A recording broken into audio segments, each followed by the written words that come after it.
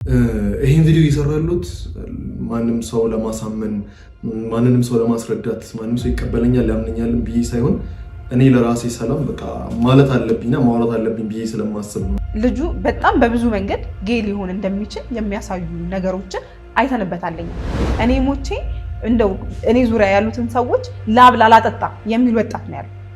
እንደዚህ አይነት ሁኔታ ላይ ሆነ አሳይለም ቀላል ነው ጌይ ተሆኖ ከተሄደ የሚል መግለጫ ሲወጣ እንደው ለወጣቱ ታስቦ ነው አንድም ሆነ በተዘዋዋሪ መንገድ ከሀገር መውጣት ነው የምንፈልገው። ለዛ ነው ሊቢያ ላይ በየቀኑ እንደ አሸዋ እየተበተነ ነው ያለው። ከሀገር ከወጣ በኋላ ግን ይሄንን ጉዳይ አምጥቶ ለሚዲያ ሲያቀርበው ምን አስቦ ነው ማለት ምን ታስቦ ነው? እኔ ከሀገር ወጥቻለሁ እናንተ መውጣት ትችላላችሁ። በግልጽ አዲስ አበባ ውስጥ ነኝ፣ እኔ ግብረ ሰዶም ነኝ። እስቲ ምን ታመጣላችሁ? ከኛ በላይ እዚህ ጉዳይ ላይ መንግስት እጁን ሊያስገባ ይገባል።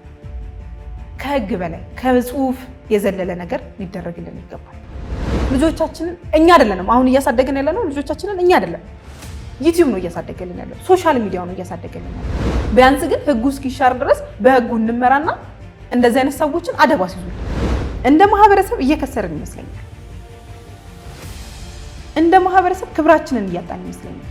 የክርስቶስ ሰላም ለሀገራችን ቸርነቱ ለህዝባችን ይሁን። እንደምን ሰንብታችኋል? ይህ ደረጀ ዘወይንዬ ሚዲያ ነው። በሚዲያችን ሀገራዊ፣ ታሪካዊ፣ ሃይማኖታዊ፣ ባህላዊ፣ ወቅታዊ ጉዳዮችና ሌሎችም ይቀርባሉ። አብራችሁን በመሆናችሁ ታተርፋላችሁ። ለሌሎች በማካፈል ቤተሰባዊነትን ያጠናክሩ። መልካም ቆይታ ይሁንላችሁ። ሰላም ጤና ይስጥልን ውድ የደረጀ ዘወይንዬ ቤተሰቦቻችን እንደምን አላችሁ? ዛሬም እንደተለመደው እንግዲህ በወቅታዊ ጉዳይ ምን አዲስ አለ የሚለውን ለእናንተ ለውድ ተመልካቾቻችን ልናስቃኛችሁ እዚህ ስቱዲዮ ተገኝተናል። የዛሬው ርዕሰ ጉዳያችን እንግዲህ ከዚህም በፊት ደረጀ ዘወይንዬ ሚዲያ የሚታወቅበት አንድ ጉዳይ አለ። ስለ ኢትዮጵያ ዝም አንልም የሚለው ርዕሰ ጉዳይ አለ። ስለ ግብረ ሰዶሞች ሁሌም እናነሳለን፣ እንጮሃለን። ከሳምንት በፊት አንድ መረጃ ወጥቶ አየንና እንደው እናቅርበው እያለን እያወራን ነበረ ከቲሞቻችን ጋር። ዛሬ ላይ ማንሳቱ እውነት ተገቢ ነው ወይ፣ ትክክለኛ ትኩረትን ያገኛል ወይ ብለን ስናስብ በሰዓቱ ብናቀርበው ኖሮ የምንፈልገውን ያህል ትኩረት ያገኛል ብለን አላሰብንም። ስለዚህ ዛሬ ይህንን ጉዳይ እናቀርባለን ማለት ነው። አንዳንድ ነገሮችን ስናስብ እውነት ምን ላይ ያለ ነው፣ ድህነታችን ምን ደረጃ ደርሶ ምን አይነት ነገር ውስጥ እየከተተን ነው የሚለውን ሀሳብ ስናስብ በጣም ማለት በቃ እንደ ድህነት ቀፋፊ ነገር የለም። እንደ ድህነት በጣም አንገት የሚያስደፋ ማንፈልገውን ነገር የምናደርግበት ምክንያት አንዱ ድህነታችን ነው። ቲክቶክ ላይ የምናውቀው አንድ ሰው ነበር አይደለ? በጣም በሚገርም ጥሩ በሆነ ኮንተንት ስለ ምግብ በመስራት ከጓደኛው ጋር ያለውን ነገር በማጋራት በጣም የምንወደው የምናከብረው ብዙ ፎሎወር ያለው አንድ ቲክቶከር ነበረ። ከዛም በኋላ ለመጨረሻ ጊዜ ስናየው በቀሚስ ፎቶ ተነስቶ ፖስት አድርጎ ከዛ ይሄ ልጅ መጀመሪያ የሚያጠራጥሩ ነገሮች ነበሩት። አሁን እውነት አደረገውና እንዲህ ፐብሊክ ላይ ያወጣው ምናምን ብለን ጠይቀን ነበረ። ከዛ ግን ጠፋ። ምንም አላልንም። ምናልባት ሀክ ተደርጎ የማይሆን ፎቶ ተለቆበት ምናልባት እሱስ ባይሆን እንዲሁ ዝም ብለን አንተችም ብለን ዝም ብለን ነበረ። ግን ከሳምንት በፊት እሱ ራሱ በዩቲዩብ ቻናሉ ላይ መግለጫ ሰጥቷል። ይሄን ቪዲዮ ይሰራሉት ማንንም ሰው ለማሳመን ማንንም ሰው ለማስረዳት ማንንም ሰው ይቀበለኛል ያምነኛል ብዬ ሳይሆን እኔ ለራሴ ሰላም በቃ ማለት አለብኝና ማውራት አለብኝ ብዬ ስለማስብ ነውና መግለጫው ላይ በጣም ብዙ እውነት የማይመስሉ ነገሮችን አዳምጠናል፣ ታዝበናል። የሱ መግለጫ ወደ ጎን እንተወውና ግን ልጁ በጣም በብዙ መንገድ ጌይ ሊሆን እንደሚችል የሚያሳዩ ነገሮችን አይተንበታለኝ። እኔም ብጠይቁኝ ከ80% በላይ እውነት ልጁ እዛ ነገር ላይ አለ፣ በአንድም ሆነ በተዘዋዋሪ መንገድ ፕሮሞት እያደረጋቸው ነው ወደሚለው ሀሳብ ገብተናል። ምክንያቱን ከጠየቃችሁን ደግሞ ኢትዮጵያ ውስጥ ወደ ውጭ መውጣት የማይፈልገው ማን ነው ማለት ራሳችንን ቆም ብለን እንጠይቅ። ሀብታሙ፣ ድሃው፣ ወጣቱ፣ አዛውንቱ፣ ኢቭን ህፃናት ልጆች የምንላቸው እንኳን ኢትዮጵያ ላይ ተስፋ ካጣን በጣም ቆይተናል። ረጅም ዓመታት ሆነውናል። ሰላም የለንም፣ ምንም ገንዘብ የለንም። የኑሮ ሁኔታ የሚታወቅ ነው። ስለዚህ በአንድም ሆነ በተዘዋዋሪ መንገድ ከሀገር መውጣት ነው የምንፈልገው። ለዛ ነው ሊቢያ ላይ በየቀኑ እንደ አሸዋ እየተበተነ ነው ያለነው። በየቀኑ እርዳታ ሊቢያ ላይ የሚሰበሰበው ለዛ ነው።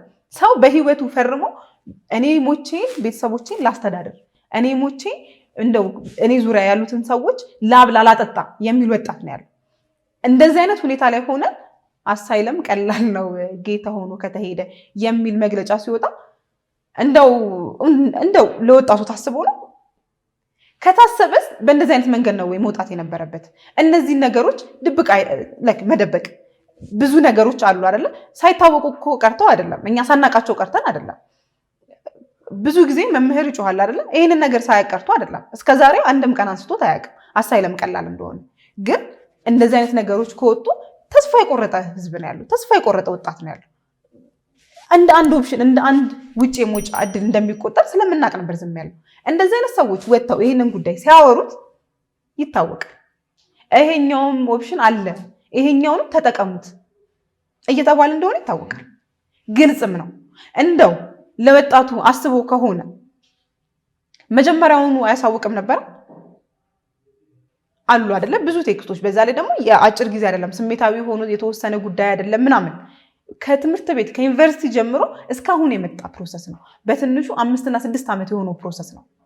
አሁን ነበር መውጣት የነበረበት፣ ሊያውም እሱ ከሀገር ከወጣ በኋላ። እኔ ያለሁበትን ሁኔታ አያችሁ አይደለ? ነው ሰው በንግግሩ ብቻ አይገመትም፣ በሚያደርገው ከጀርባው ባለው ነገርም ነው። ከሀገር ሳይወጣ ቢሆን ይህንን ነገር ያቀረበው ትችቱንም ግፊቱንም ኢቭን የማህበረሰቡንም አይን እያየ ይሆናል፣ እውነት አይኖረዋል። ከሀገር ከወጣ በኋላ ግን ይህንን ጉዳይ አምጥቶ ለሚዲያ ሲያቀርበው ምን አስቦ ነው? ማለት ምን ታስቦ ነው? እኔ ከሀገር ወጥቻለሁ እናንተ መውጣት ትችላላችሁ። እሱ ብቻ አይደለም፣ ጓደኛው ከሀገር ወጥቷል። ጓደኛውን ኢንፎርሜሽኑን የሰጠው አሳይለም በጣም ቀላል ነው። ኢቭን ገንዘብ ታገኛላችሁ፣ እዛ እንደደረሳችሁ ገንዘብ ታገኛላችሁ። አንዳንድ እውነታው በጣም ብዙ ሰዎችን የሚጎዳ ከሆነ አይነገሩም። ሁሉም እውነት ፊት ለፊት አይሰጥም። እንደዛ ቢሆን እኮ እቺ ያለችንንም ሰላም እናጣት ነበረ። የምናውቀውን እውነት እንዳለ ለሚዲያ እንዳለ ለህዝብ የምናካፍል ቢሆን ኖሮ ኢንቴንሽኑ ምንድን ነው ብለን ልንጠይቅ ይገባል። ከምን አንግል ነው ይህንን ነገር ያወራው? ምንድን ነው እሱ የሚጠቀመው ይህንን ነገር ሲያወራ? እነዛኞች ውስጥ ምንድን ነው የሚጠቀሙት?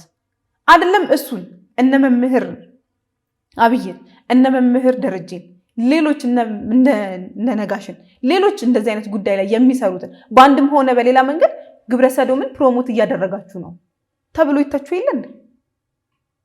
ይሄኛውን ሰው ሲሆን ግን ወደ መረዳቱ ሄደናል። እንደው ምን እየሆነን ነው?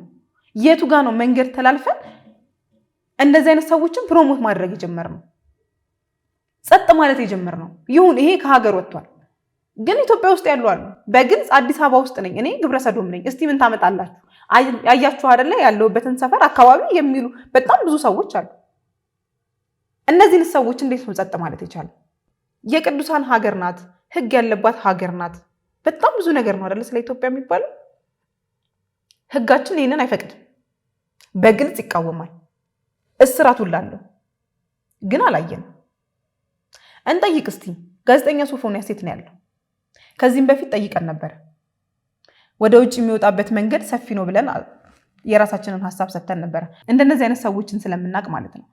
ይሄ ልጅ ፊት ለፊት መጥቶ ቀላል ነው አለ እንጂ ውስጥ ለውስጥ ምን እንደሚደረግ እናውቃለን፣ በደንብ እናውቃለን። የምናውቀውን እውነት እንዳለ ብንናገር ግን ይበልጥ ማህበረሰቡ ይጎዳል ብለን ስለምናስብ የት ነው? ምን እያደረገ ነው? በምን አይነት ሁኔታ ነው ያለው? የአንድ ሰሞን ኢሹ አድርገን አንድ ሰሞን ላይ እናወራና ከዛ ይቀራል።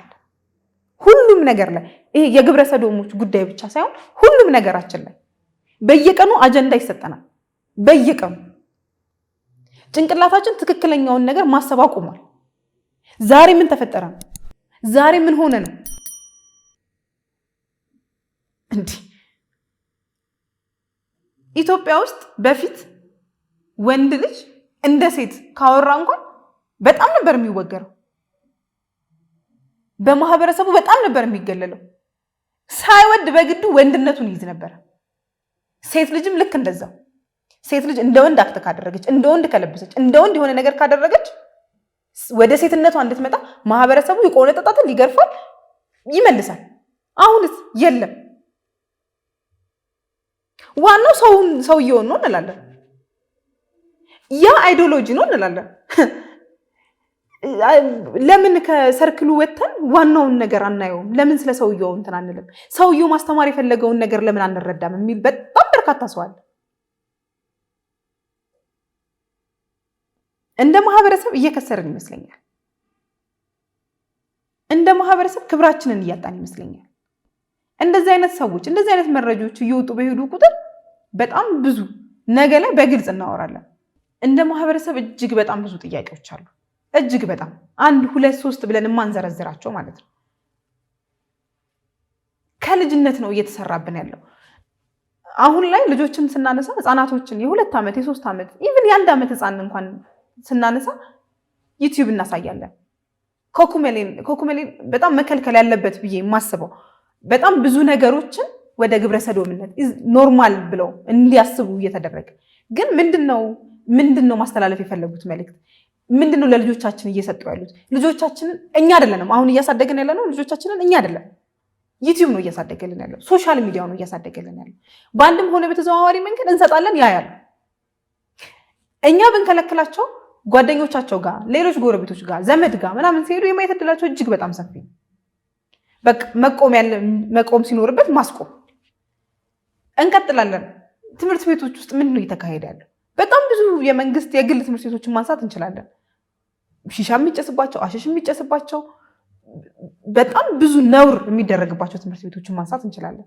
ከፍ ስንል ዩኒቨርሲቲዎች ውስጥ ትልልቅ የምንላቸው ዩኒቨርሲቲዎች ውስጥ ኢቭን የሚነጋገሩበት ዌብሳይት ሁሉ አላቸው። ቴሌግራም ግሩፕ አለ። በጣም ከልክ በላይ ነው። በቃ በጣም በርቀት ነው እየተሄደ ያለ። እኛስ ምን እያደረግን ነው ጥያቄ። ምንም። ሁሌ እንጮሃለን። ሲደክማቸው ይተውታል። ከዚህም በፊት ብዬዋለሁ። በዚህ ጉዳይ መቼም አይደክመን፣ መቼም ዝም አንልም። መቼም ማህበረሰቡ እስኪገባው ድረስ ማህበረሰቡ ይህንን ነገር የእውነት ከልቡ ተጸይፎ ወደ ጎን እስኪያደርገው ድረስ ከሀገር ላያዳግም እስኪወጣ ድረስ መቆማችንን አናቆምም። መምህር ሲጮሁ ነበረ፣ እኛን ተክተዋል። ሌሎች ደግሞ ይመጣሉ። በዚህ ጉዳይ እደግመዋለሁ፣ መቼም ዝም አንልም። ግን ከኛ በላይ እዚህ ጉዳይ ላይ መንግስት እጁን ሊያስገባ ይገባል።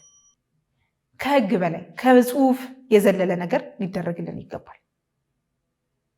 ጽሁፉ አዎ ተቀምጧል፣ ህጉ አዎ አለ። ምንድነው የሚቀረው? መተግበሩ። አሁን ላይ የምንፈራረመው ነገሮች እንኳን በጣም ከብዙ አኳያ ነገ ላይ በእጅ አዙር ተጠምዝዞ ህጋችንን ሊያስፍቅ የሚችሉ ነገሮች ሊፈጠሩ እንደሚችሉ ይገባናል። ግን እነዚህን ነገሮች መንግስት ከሚፈራረመው ሄዶ ከሆነ ሀገር ጋር ከሚያደርገው ስምምነት ጀርባ ምንድነው ያለው የሚለውንም በደንብ እያጣራ እያንዳንዱ ነገር ላይ እጃችንን እያስገባን እየጠየቅን መሆን አለበት ሁሉም ነገር። ቢያንስ ግን ህጉ እስኪሻር ድረስ በህጉ እንመራና እንደዚህ አይነት ሰዎችን አደብ አስይዙልን። ይሄ ልጅ ምንም አያመጣም፣ ምንም አይሆንም። ምክንያቱም ከሀገር ውጭ ነው ያለው። ከሀገር ውጭ ስለሆነ ነው እንደዚህ በድፍረት እየተናገረ ያለው።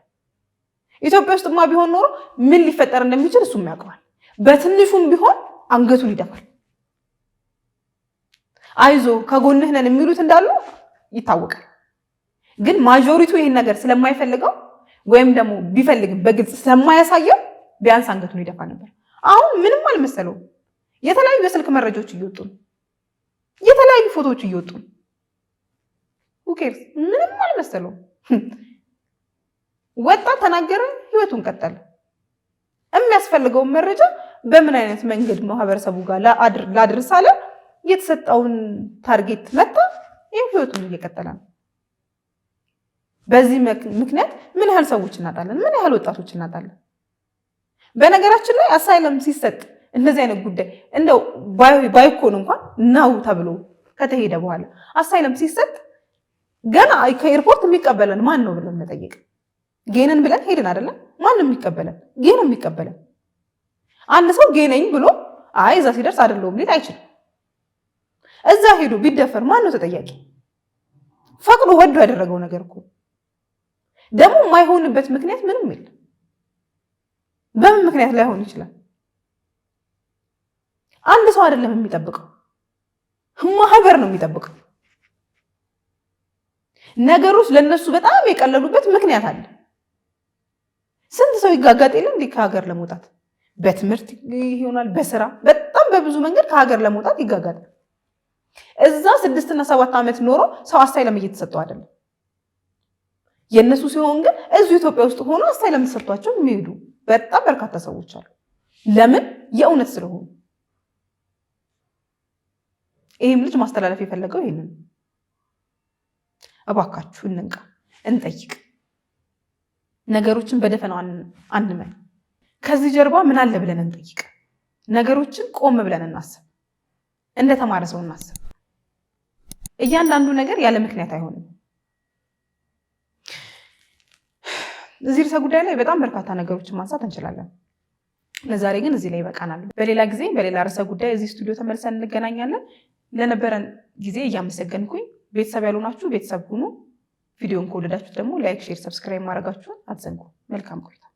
እኛ በትላንትናና በነገ መካከል ያለን ዛሬ ነን። ዛሬ ላይ ሆነን ነገን በበጎ ነገር እንገንባ። ነገ አዲስ ቀን ነው፣ ቀኑም ደግሞ ደስ ይላል። ደረጀ ዘወይንዬ ሚዲያ፣ ኢትዮጵያዊ ማንነት